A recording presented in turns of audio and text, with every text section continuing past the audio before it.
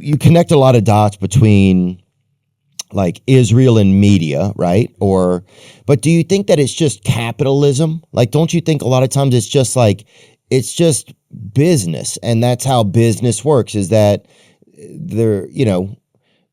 like it's one of the side effects of capitalism? If that were the case, so the reason why this is different is because Israel is actually the exception. They are the only country that's allowed to lobby Americans. Like everyone else has to register as a foreign agent under FARA. Like with AIPAC or whatever? Yeah, so AIPAC, the backstory, by the way, before JFK got shot, he was fighting AIPAC. They were previously called, I'm blanking on this, you can look it up. And he was literally saying you have to register under the Foreign Act. Is that true? Let's look it up. 1,000% true, and you should look it up. We should fact check that live. He was fighting with what is today known as AIPAC. Was renamed AZCPA. I don't know what that stood for. In 1959, AZCPA was renamed AIPAC, and American Israel Public Affairs Committee, reflecting a broader membership and mission. Yeah. So JFK told them that they had to register under FARA, and so American Zionist Council. That's exactly what it was called. Okay, American Zionist Council was a pro-Israel lobby in the United States founded in 1949. It represented 9 nationwide Zionist organizations in matters related to... See at the bottom there? In 1962, look at the last paragraph. In 1962, President John F. Kennedy and his brother Bobby, as a U.S. Attorney General, forced the AZC to register as a foreign agent. In doing so, they were barred from making monetary contributions to U.S. officials. Who was barred? AZC? Yeah, so AIPAC, for lack of a better term. They were called AZC back then, but continued to send out newsletters and hold events with a nonprofit tax exemption. Mm-hmm. And then what happened was he was shot. So he literally, they were writing him letters. You can find this. This is all this is available information. And he was like, you need to register. And then we told you to register. Why are you not registering? This makes no sense. And then AIPAC got lucky because he got shot and killed. What also you could So they are the reason why I'm bringing this up is not to further conspiracy theories. They're the only country that's allowed to lobby Americans are not registered under the FARA Act. And so when you see these under people, the what act? FARA. So that's like if you're a foreign agent, you have to basically register, your communications are monitored, all of this stuff. But for whatever reason, Israel is an exception to this. And the reason is because JFK got shot, because otherwise they would have been under this. So that is the reason that they're allowed to do this. And so, when this... And then, of course, we're not allowed to read the files, but leading up to his death, he was having arguments with the prime minister, Ben Gurion.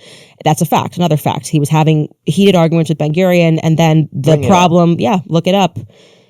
JFK. The Foreign Agents Registration Act is a U.S. law that requires people and entities working on behalf of foreign governments to register with the Department of Justice. Mm-hmm. So it drives me insane to see these absolute frauds. Like when they go, oh, Russia spent $1 million, or whatever they said. I remember they came after Lauren Chen, and they're like, there is an idea that Russia spent money, and they'll say something like $26,000, or they spent $3 million, and influenced the election. And all of these people will be taking money from AIPAC, but they're like, oh, well, AIPAC got lucky. Well, JFK got shot. But wasn't the Russia story that was figured out to be a facade, right? But so when you hear these people in your government saying this, you should know how fraudulent they are, because they all are taking money from Israel. And so it's like, yes, is Israel doing it legally because a president got shot? Sure, but it's wrong. A country should not be able to lobby to get what they want and control our congressmen. And you get to see them flex that muscle, TikTok and things of nature when they are now interfering with our speech, and they'll get laws passed really quickly.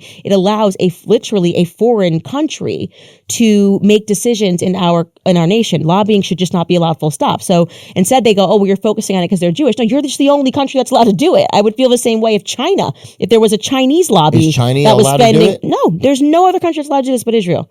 Only AIPAC. There's no other country that everyone else has to register under the FARA Act, and that changes things significantly. AIPAC is the only, American Israel PAC, whatever it is, that's allowed to spend $100 million in our elections and not be called names. Like if could you imagine if Russia spent $100 million in our elections?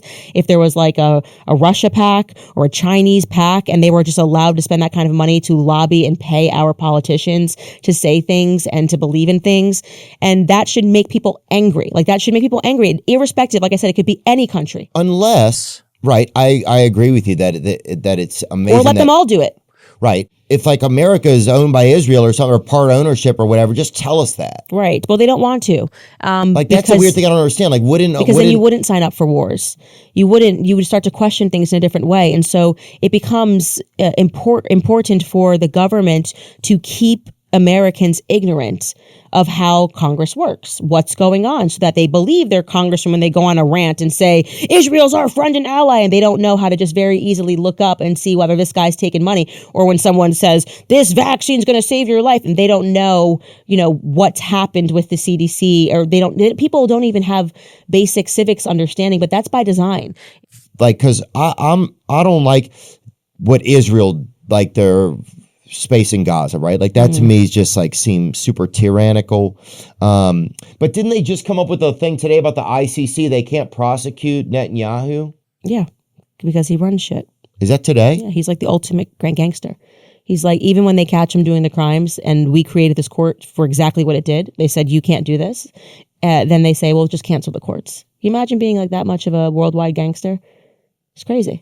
Right. And I wish they would just say, look, we're still letting everybody be gangsters, because that's what I don't like about the media a lot of times. There's this thing. It's like we all need to look out for each other, and we need like climate change, and we need to make sure that everybody has a safe place to urinate and all those things, which, yeah, I think all those things are important or worth discussion. But at the same time, you'll have countries that are still playing this Fidel Castro type of role. So it's like, why do we keep saying all these little things are important, but you can just say, hey, we're still in colonial, or we're still in the old school days, and shit is what it is. Yeah. So fucking mark off your fence yard and protect your fucking shit, because that's what countries are doing. Like that's how they're operating, but they're trying to create ambiance that makes us feel like we can't operate like that, or you're a bad person if you do operate like that. Right. They're actually morally pretentious. They're pretending it's like, oh, we've just gotten, we're so dignified, we would never do this. Look, if it's the rules of the jungle, it's the rules of the jungle. Let us know. Right. That's it. That's my biggest thing. It's this illusion of we're better. We would never. Oh, because of World War II. You're doing all of it, right? You're violating every single one of these codes that you put into place. And if you're going to do it because I'm big and you're small, then say that. So like the small guys know what's up. It's the rules of the jungle. That's my thing. I just want to know what the rules are. If America is owned by China and Israel and Taiwan, just tell me that. Let me know, like, because at a certain point, if you keep, What you're talking about, by the way, there's a term for it. It's called real politicking. Real politicking? Yeah. So I did That's like all I want. I foreign just want policy to know. paper. It's like, I'd rather know that we're working with cartels in South America, because we are, right? Yeah. And like, that's cool, CIA, like whatever. But just like, please stop the pretentious, your face. Oof. Oof, yeah, that's the American government. It's the scoffing. We would never. Yes, you would. Yes, you have. And yes, you are. And people that know real politicking. Let me look at real politicking. Is the approach of conducting diplomatic or political policies based primarily on considerations of given circumstances and factors rather than strictly following ideological, moral, or ethical premises. Right. And so if they're like, here's the thing, cartels are getting big in the South. And so, morally, we shouldn't work with the cartels.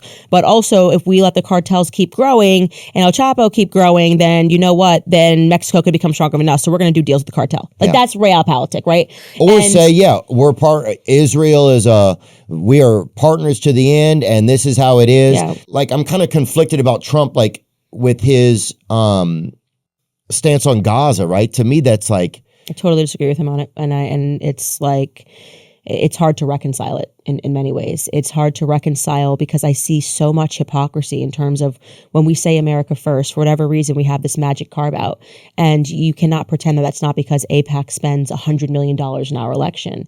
And this gets back to what we were talking about, whether it's Big Pharma, whether it's Israel, everyone's for sale in DC. And so I have been very disappointed with Trump on his perspectives about Gaza. I have been disappointed, by the way, he's the last person I'm disappointed with, because I've been disappointed, as we saw all last year, with the conservatives, people that say they're Christians, who are condoning this on the basis of what? Like you're saying, oh, well, they're Muslims, so who cares? And that gets into our programming, which I've spoken about in my podcast, of this 9/11 programming, where we just don't see Muslims as like human life. And to me, to speak about Gaza and talking about casinos and hotels, and these people just lost their entire families. It's so far removed from humanity. And I think it's wrong, and I'm tired of America being used as Israel's piggyback. For whatever reason, everyone can critique every other country for taking money from us, and then there's just everyone's blind when it comes to Israel. And obviously, I paid a very heavy price for saying that last year, but I don't care because I am truly someone whose values have never been up for sale. Like I don't care. I will burn everything to the ground and rebuild it. I have to be able to sleep at night, and to see those Palestinian children, and the images are seared into my brain. The screaming, the crying, the bleeding, the stuff that we saw on X for the first time, largely thanks to Elon freeing the bird, and really realizing how much we had been lied to about what was happening in that region. It was very easy for me to say, take whatever you have to take from me. I have to be on the human side of things. I think it's become both sides of the aisle now just see that, human people just feel like that it's just wrong. Of course. What's happened is wrong. Like probably a year ago, people were afraid to even say that. And now it is what everybody is saying. Like even Piers Morgan is saying it on his show now. Like people are saying it's obvious that you can't go and annihilate and genocide this culture and make them disappear.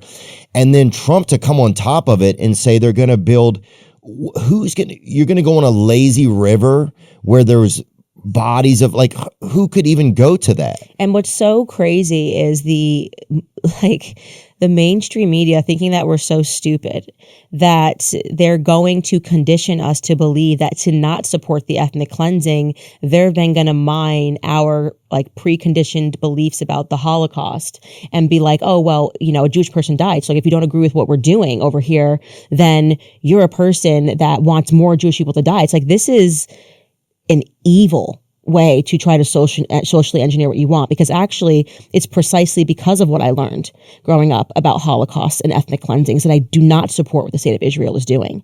And you're trying to convince me that it means that if anybody's been wronged in the past, they can't wrong people in the future. You're also wrongly conflating a Jewish American. Why? You have nothing to do with what's going on in Israel. This is a foreign country.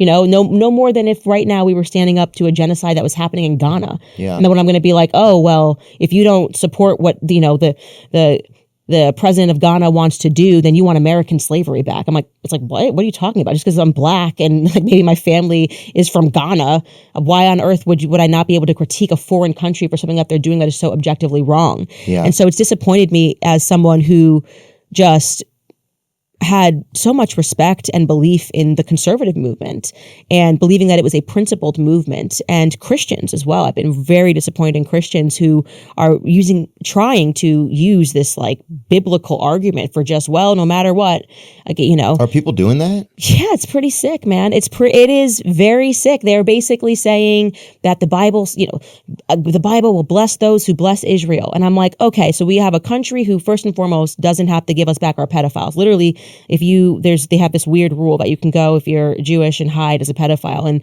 actually an amazing Jewish organization did the work there. You could pull it up. I think it was on CBS. I forgot what the name of the Jewish organization, but they went to Israel and was like, why are we harboring pedophiles? So there was a Jewish organization that they had pedophiles. They did amazing. No, they were not the pedophiles. They did the investigation to show how people are using, how people who have molested children in America, if they're Jewish, they can then make their trip to Israel and be protected by the government. And Israel doesn't have to they literally don't have to, exposing. CBS News, that second one. How Jewish American You will not find a single person who says that that's wrong. Hide from justice in Israel. But can't they hide? Can't most people say so these are people that are Israeli citizens? No, they can then become Israeli citizens. They're American. Right. So if they're being on a trial, you get to Israel, they'll protect you. And so they went to where all these, pedophiles are, and spoke a lot about, this, or I can't remember the name of the organization, but they did amazing work there. Jewish Community Watch, that's what it is. And so that's what I mean, where it's there's also this wrong conflation that annoys me as well, because you have Jewish organizations who will objectively say this is wrong. They recognize they are Americans. They don't support pedophiles. And yet the mainstream media is trying to conflate them and make them think that they have to defend the actions of this state. And yeah, if you even talk about this, so say it's anti-Semitic, talk about this. What are you talking about? You're taking billions. That's the difference here. This is a country that is taking billions and billions and billions. It's an American welfare state, And CBS jumped on it. A CBS News investigation has found that many accused American pedophiles flee to Israel, and bringing them justice can be difficult. Okay, has been trying for years to find Caro's Caro one and of help bring them. to justice. So Jimmy Caro, he's a wanted man and is considered dangerous, accused of assaulting a 9-year-old girl in Oregon in 2000. He fled to Israel before authorities in the U.S. could apprehend him. But is this just one guy? No. So this is a story about how they are doing this. Like, it's the main story is like that they were investigating is that there's so many people that did this. Why do they allow it? Because they have special consideration and they are not allowed, they don't have to give us back our pedophiles. I don't know. I never understand these random Israeli loopholes. And it's ridiculous. And the fact that they can just call people anti-Semitic, like it's just like a sweeping allegation. How dare you notice that this is happening over here? You anti-Semite. And it's like, we have every right to critique this nation because you take money from us, especially, right? That means when we go to work and taxes are being taken away, we're paying to support this. Well, yeah, and then we're being I know gaslit by the media who's telling us that critiquing them in any way is an act of hatred for Jews, which is just such a nonsense. Oh, I don't like that Netanyahu guy, man. I hate him. That guy seems like an evil guy to me, and I think he's seemed like that to most people now because of, mostly I think it's just like nobody wants war or anything, and we're lucky to live in a place where, like Tennessee's not at war with Kentucky, so there's not like the risk every day or night of things flying over, the fence. But I've thought that America is a kind of like a shell company sometimes. Yeah. But maybe it's always just been that way. Like that's the thing. Like maybe it's always been that way. Maybe it isn't. I just would like to know what it is, right? So then it's like you can operate within the reality of things. Yeah. But then also people say that, like, well, why do you think there's such a strong relationship between the two countries then? Blackmail.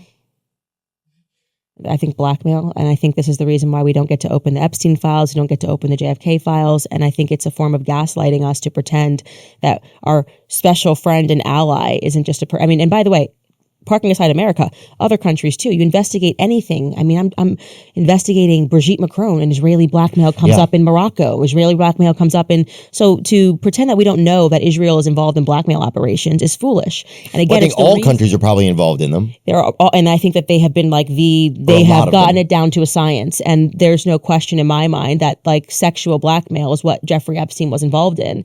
And I don't know if that means these people don't know when they go to these parties that the girls are underage, and then it's like, haha, we've got you on tape, whatever it is.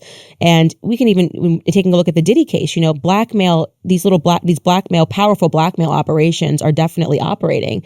And that's actual blackmail, yeah, too. It's true blackmail. I mean, if you have hidden cameras and you're capturing people doing drugs and sleeping with underage people. So I think these are blackmail operations, and I think they've been going on for decades in America. I think it was Jeffrey Sachs who spoke really well about that, the history of that on Tucker Carlson's show. And he's Jewish, and that's what I hate about it. It's trying to make Jewish Americans think that they have to defend the country is so ridiculous. I am not required to, if my family goes back to Uganda, I am not required to defend Uganda as a state. I'm sorry, I'm an American, and I think what you're doing is wrong. If it doesn't really matter, And you're right to say that it's sort of this circumstance where everybody knows something is going on, and they think they're just going to keep gaslighting us. It's so weird. Like they're just going to go, nothing's going on. Nothing. There's just everybody woke up one day and decided to be Hitler. Like that's what the media is basically accusing us of, for like noticing a lot of dead people, like a lot of dead women and children.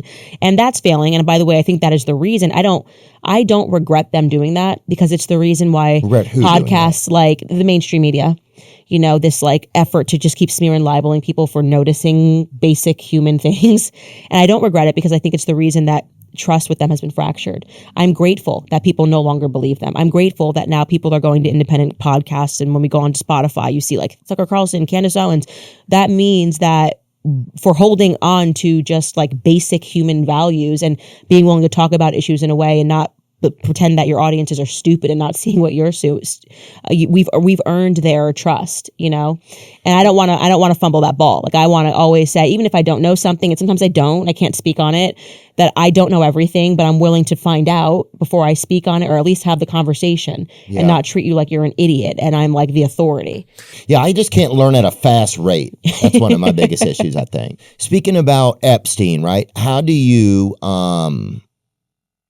how do you know he's not just a Jewish guy who was being perverted or whatever, and that he was doing business? Like, there's no real connection that he works for Israel, though. Well, he had passports. Yeah. So, and then it's also his ties to Ghislaine Maxwell, Ghislaine's father, Robert Maxwell. The whole Mossad attended his funeral. He died in very weird circumstances. I don't think even people who are pro-Zionist would deny that he was obviously Israeli-American intelligence. And he had weird passports. I mean, he had like a Saudi Arabian passport, an Israeli passport, an American passport. Oh, he's perving then. And yeah, and under different names, by the way. He had working passports of these different countries with different names. You can't just get that. You know what I mean? You can't just get these passports without being connected to the intelligence services. And it was never made clear why he was so rich.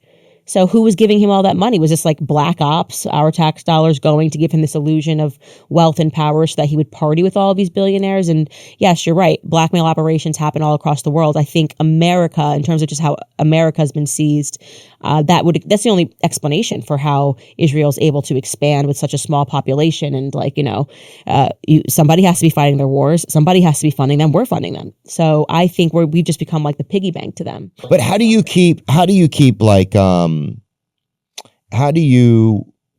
your Jewish friends but have issues with like Israel and stuff like that? How do you manage that? I haven't, not even one Jewish friendship has ended because it's very weird. Like the purpose of these advocacy groups. And Jewish agents set this up today too. I want to know. Yeah, but that's the point. Once you know people, they're not going to fall. You think I grew up in a very Jewish town. I grew up just outside of New York City, and all my best friends growing up were Jewish. It just happened to be the way that it was. And so, like, you're not going to convince them. These people that, like, I was at their Rosh Hashanah dinner. Like, I know Jewish prayers, and the Jewish families that I worked for in New York overnight that Candace turned into Adolf Hitler. Like, that actually is being sold. Oh, that's a good point. It's just like, they're not going to buy that. You know what I mean? So it's stupid. But the other thing is that they haven't yet worked through, I think, this new generation of smear tactics, like the people that are employing it now, people like Barry Weiss, they haven't quite figured out that once people have a platform that's big, like if people are watching your show every single day, and I say, actually, Theo Von is an avowed racist, like he is the second coming of whoever, he just wants slavery back. You're not just condemning Theo Von, you're condemning the millions of people that listen to him, and they get mad because they know they're going to be like, I listen to his show every day. What are you talking about? Like he says raisins are, you like raisins because they're grapes that have been through shit. That's a Theo Von quote. Yeah, I would never do slavery, dude. I can barely. Like, I listen to his show every day. What are you Theo Von quote. Yeah, I would never do slavery, dude. I can barely. Talking about, like, he says raisins are, you like raisins because they're. Do slavery, dude. I can barely. Grapes that have been through shit. That's a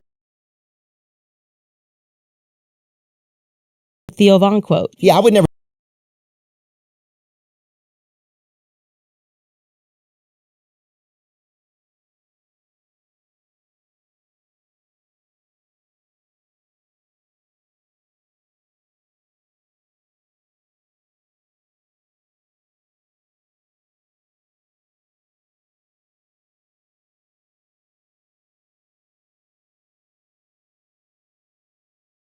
Do slavery, dude. I can barely. Like, I listen to his show every day. What are you Theo Von quote. Yeah, I would never do slavery, dude. I can barely. Talking about, like, he says raisins are, you like raisins because they're. Do slavery, dude. I can barely. Grapes that have been through shit. That's a Theo Von quote. Yeah, I would never.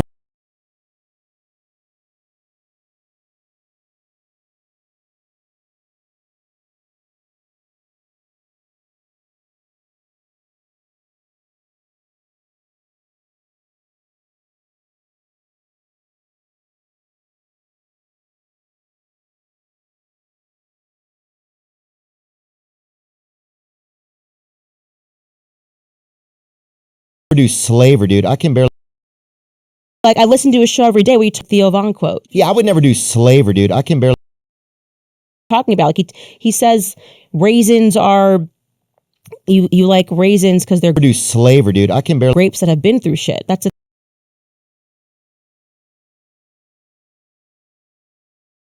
Theo Von quote. Yeah.